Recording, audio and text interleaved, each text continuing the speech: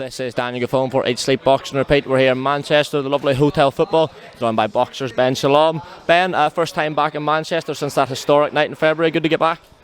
Yeah, I'm from Manchester, so I'm here all the time. So yeah, good to be at home.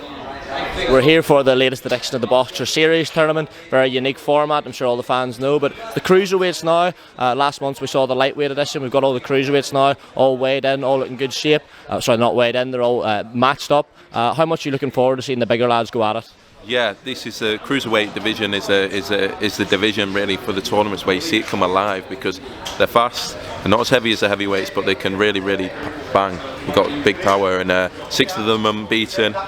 A lot of talent in there, a lot of unknown talent as well, and it's all set up. They all were extremely confident today. A lot of back chat, and it's set up really perfectly. And yeah, looking forward to it. After a very successful time in Coventry, and we found Dylan Chima. It's almost like, yeah, who are we going to find on Saturday night? Given the all-action format and the fact that it is cruiserweight, surely we're bound to see a few knockouts in there on Saturday night.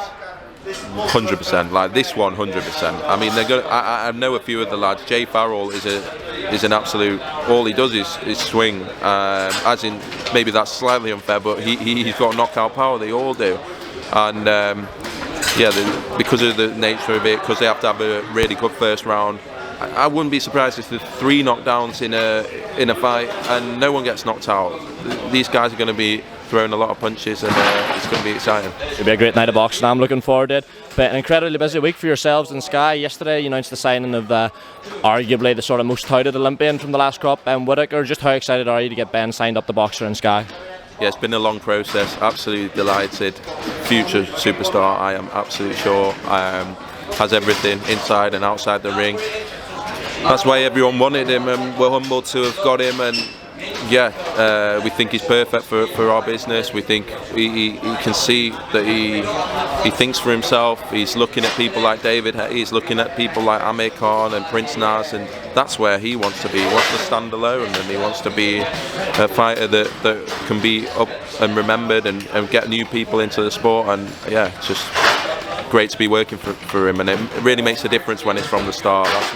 We've tried look at Tokyo 2020 a lot, and looked at Fraser Clark, obviously, Lauren, Karis and Caroline, and to add Ben, it's like the final piece in the jigsaw. Yeah, Ben's certainly not a fella short of confidence. He says he wants Dan Aziz in 5 fights.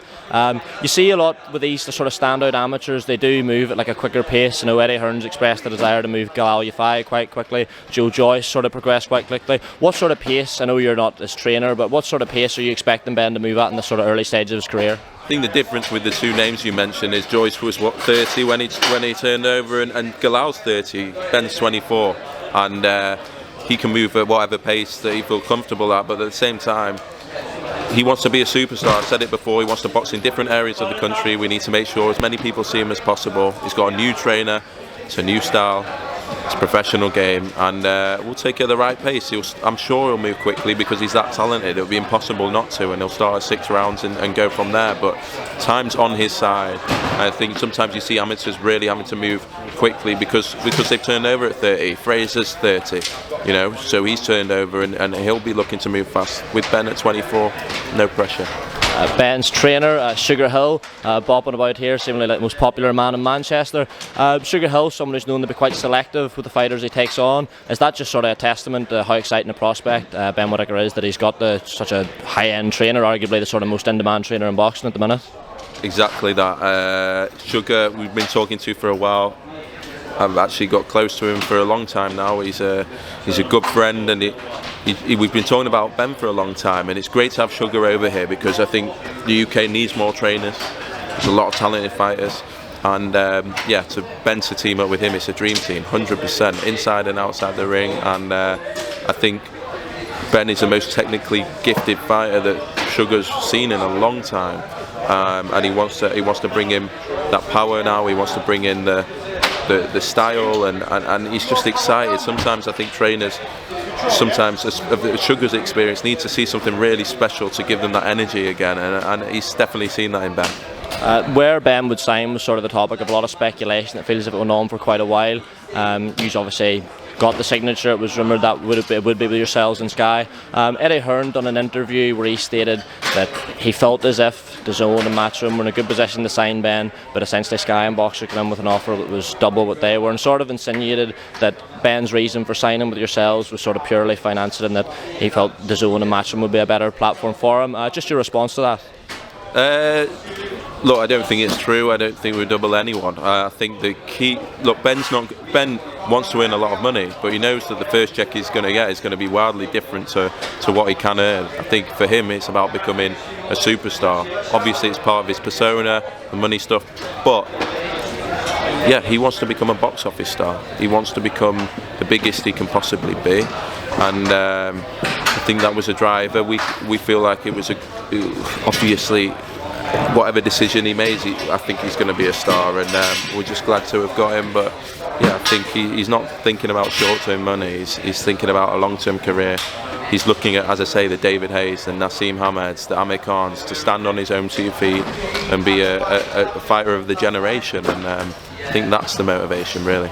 Elsewhere on your ever-growing stable, Savannah Marshall seemed after that Femke Herman knockout that we all seemed confident that the Clarissa Shield fights was going to happen. Things sort of went quiet for a few weeks, and then we saw on Twitter that Clarissa, I think she tweeted that she thought an announcement was imminent, and that it sort of insinuated that in Savannah's end there was a problem. Then we saw Peter Fury coming out and saying that Savannah had picked up an injury and they were still good to go for July. Just how confident are you still get that? What would be the latest in a sort of massive female fight, that we do get that over the line and it goes for the summer? Taylor Serrano fight was brilliant, and it just showed, and I spoke to all the women in our stable. That's the aim. That's how big it is. It's a great promotion, and Shields Marshall, we think, because of the history, because of the animosity, because of the styles, can be even bigger. It's definitely the next fight for both of them. In terms of everything agreed, Savannah did pick up a little injury that she's had to have looked at, and that's going to delay a few weeks, but nothing major. And yeah, really excited to get it on. When it comes around, it'll be the right time. But yeah, that's the only delay. It's Savannah has had a small injury, and we'll work through that to find the right date for both of them. Confident we do see that at some point over the summer? Over the summer or at the back end of summer? Yeah, I think so. As I say, we think it's an absolutely huge fight. We want to make sure we get it right. We want to make sure both women feel comfortable and 100% to put on an absolutely huge spectacle, both for the UK fans and the US fans, and carrying on, you know, the good work that's been done in the sport. Kell Brook, Ben, announced his retirement. I think in the community there was sort of people thought he might carry on. The Eubank fight, Eubank Jr, gained a lot of traction. I'm not sure how much you were speaking to Kell. Was it just a case that the fire wasn't there anymore and he decided enough was enough? Exactly that, and he knew that at when he took the Khan fight, that was probably going to be his last fight. And I think I'm happy and I'm sad. I'm happy because I know it was the right decision, 100%. And he's had a long career. He's had made some mistakes during that time. I don't think he wants to make another one. And he got the night that he wanted, which was the Khan fight. That was a special night. That was what he felt like would get off all the demons off his back, and I think he can retire now at peace. And yeah, really happy that he's chosen to do that. And I think Eubank Jr was looking for it. Will move on.